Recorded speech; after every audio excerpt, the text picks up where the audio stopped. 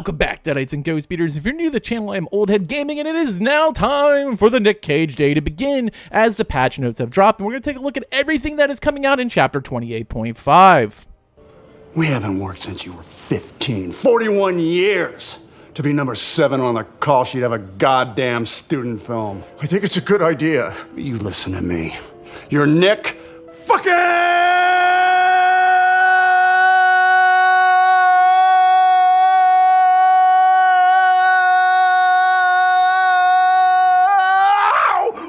Cage! That's right. Nick fucking Cage! Alright, the 7.1.0 update, Nicolas Cage. And it'll release at 11 a.m. And then, of course, the DLC releases at 12, like normal. Everything, pretty much normal. Content, Nicolas Cage. And you had to be living under a rock.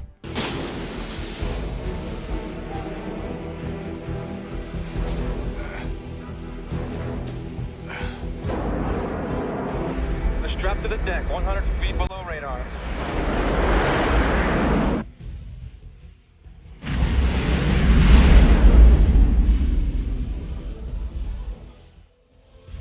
Target acquired, rolling in. Not that rock. If you didn't know what was coming, do we really need to go over his perks? I mean, we know what dramaturgy, we know what scene partner, what plot twist does. We kind of covered what the changes did to the Onryo yesterday. So Sadako's been kind of counter buffed than what she had yesterday. Hook grabs, for those you don't know, didn't play on the PTB, grabs from unhooking survivors has been removed. Toolbox add-ons and updates, brand new part, new functionality. Toolbox repair action is replaced with an install brand new part. During installation, you will be faced with difficult skill checks. Upon succeeding the skill check, the generator's required charges are reduced by 10. This add-on is consumed after use. All right, perk updates. Coup de Grace. Each time generator is completed, Coup de Grace grows in power. Gain 2 tokens with a maximum of 5 tokens at one time. Consume 1 token, increase the distance of your next lunge by 70, 75, and 80%. Claustrophobia. Every time a generator is completed, all windows and vault locations are blocked for all survivors. So the next 20, 25, and 30 seconds. You see the aura of all vault locations blocked by claustrophobia. We talked about Hangman's Trick a lot yesterday, which is now Scourge Hangman's Trick. Territorial Imperative unlocks potential in one's aura reading ability. Survivor auras are revealed to you for 4, 5, and 6 seconds as they enter the basement. You are more than 24 meters away from the entrance. Territorial Imperative can only be triggered once every 45 seconds. Freddy's Remember Me. You become obsessed with one survivor. Each time your obsession loses a state, gain 1 token, up to 4. You increase the opening time of the exit gates by 6 seconds, up to a maximum of 12, 18, or 24. The obsession is not affected by Remember Me. Hex Crowd Control. The entity blocks windows for 40, 50, or 60 seconds. After a survivor performs a rushed vault through, the hex effects persist as long as the related hex totem is standing. Of course, it's the way it's always been with hex totems. Trial of Torment. After kicking a generator, you become undetectable until the generator stops regressing. During that time, a generator's yellow aura is revealed to survivors. This effect can only trigger once per 80, 70, or 60 seconds. So that's what they did to killer perks. Let's take a look at survivor perks. We'll start with Prove Thyself. The actual buff is kind of the same, 6, 8, and 10 per second to repair speed, but you no longer get the additional blood points. We're going to live forever. Adjusted description include all blinds, not just flashlights. Blast Mine activates after completing a total of 50% worth of the repairing. After repairing a generator for at least 3 seconds, press the active button to install the trap, which is active for 110 or 120 seconds. Effect generators will be revealed by all survivors in yellow. You can only trap 1 active generator. When the killer kicks it, the trap explodes, stunning them. Blast Mine is then deactivated. Wiretap activates, completing a total of 50% of the generator. After repairing, a generator lasts for 3 seconds. Press the active button. Same thing. 100, 110, 120. Still revealed in yellow. When a killer enters within 14 meters, the aura is revealed. Damaging the generator destroys the trap. Saboteur. See hook auras for 56 meters from the pickup spot of a survivor being carried. Scourge hooks are shown in yellow. Unlock the ability to sabotage without a toolbox. Toolbox takes 2.3 seconds. Sabotaging action 70, 65, and 60 second cooldown. Oh boy, they buffed Clairvoyance. Let's see what they did to that piece of shit perk. Clairvoyance activates whenever you cleanse or bless a totem when empty-handed. Hold the ability button to your full aura reading potential for 8, 9, or 10 seconds. You use the aura exegates, switches, generator, hooks, chest, and the hatch within 64 meters. Breakout. Within 5 meters of carry survivor, you can gain haste and moving 5, 6, 7, increased speed. Carrying survivor wiggles, increased speed by 25%. So it's a small buff to breakout, but breakout's a fun ability if you were running like some other perks to really get ahead of a killer or try to make that stall. So breakout could be a little more tricky. Buckle up. While healing a survivor in the dying state, you both can see the killer's aura while completing a healing survivor from the dying state. To injured, both you and the healed survivor gain endurance for 6, 8, and 10 seconds. Smash hit. After stunning a killer with a pallet, break in a sprint of 150% of your normal speed for 4 seconds. This causes exhaustion for 30, 25, or 20 seconds. Cannot be used while exhausted. And Spine Chill, which they've kind of relegated it to absolutely worthless.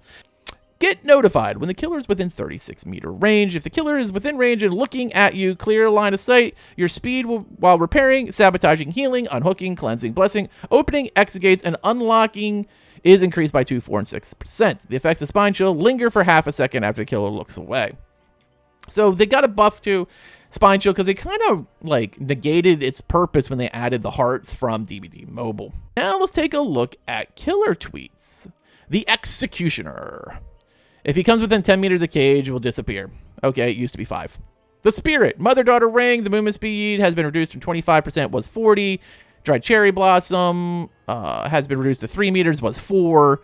Yukoi Amulet. Shiawase Amulet. And Kyuyon Talisman. These add-ons will no longer cause Yamako's hunting to recharge faster. Origami Crane now increases recovery rate of Yomakona's hunting by 20%, was 10. Rusty Flute now increases recovery rate by 40%, was 25. There you go. Hag, Waterlogged Shoe, movement speed boost to 7.5%, was 4.5. Mint Rag, cooldown teleport now reduced to 10 seconds. And Half Eggshell, Cracked Turtle Egg. Half Eggshell increases Phantasm Trap duration by 45%, was 30. And Cracked Egg increases Phantom Trap by 55%, was 35. All right, there you go. Events. The new tome starts tomorrow at 11 a.m. New event. Scorching Barbecue begins August 3rd at 11. Level 1 of Scorching Barbecue event opens tome at the start of the event. So there is supposed to be 2 new cosmetics coming with the barbecue event that starts in about a week. A little over a week. Maps. Fractured Cowshed, and Rancid Abattoir. During the PTB, we have noted that the Abattoir was abusable with a set of multiple windows close to each other. We have updated the layout. The God window next to the Abattoir got blocked. Different modifications of the dome of the tiles to make them consistent for navigation. Moved hooks that would spawn in loops with pallets away from the loops. All right. Brand new feature, disconnecting survivor bots. Now, if you played on the PTB, this is the greatest thing that has ever happened to solo queue. So when someone sees a killer they don't like, they just disconnect and they're replaced with a bot. Bots can also use dramaturgy and plot twists if they replace a Nick Cage bot. Improved player reporting, great. Miscellaneous, you may know consent menus now pop up earlier initialization. Okay. Bots are really important now. It's not just playing in private games where you fill in with bots. They're going to be part of live matches. So let's take a look and see. Normally, I kind of just skip over them. Fixed an issue where bots kept getting caught in the same trap if a pallet is not broken. And fixed an issue that causes survivor bots repeatedly restart their flashlight when attempting to blind a killer. All right, characters. Fixed an issue that caused injured survivors that getting hit while they're entering a locker to be seeing a dying state for a brief moment before getting out of the locker. Let's see here.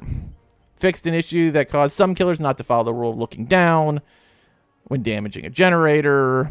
Fixed an issue that caused Trapper, Wraith, Hillbilly, the Shape, and the Doctor to not follow the rule of looking slightly down when vaulting.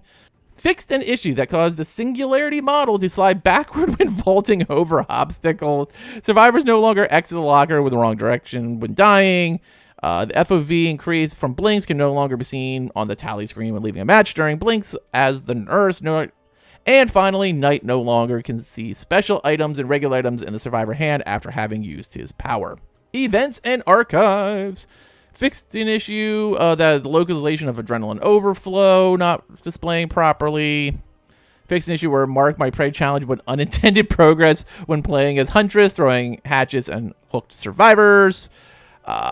Fix an issue. The pink glyph of power, glyph of snatcher challenges did not function properly. The challenge out isn't an option. May now be completed with hatch escapes occur. And progress for the Huntress challenge mark my prey can no longer be gained by throwing hatchets at hook survivors. All right. Map stuff.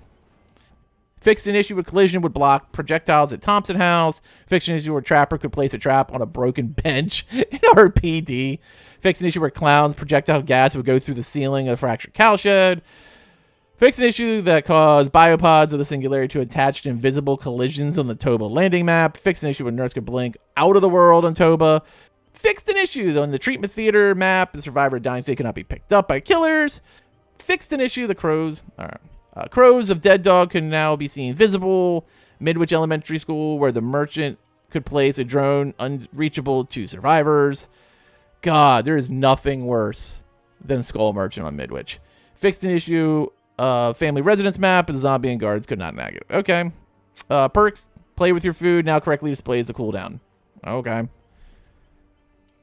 Let's see. Platform stuff. Fixed some trophies on PS4. Incorrect cell problem on Japan Xbox. Fixed an issue with AOT charms on Switch. Like nothing there. Some UI stuff.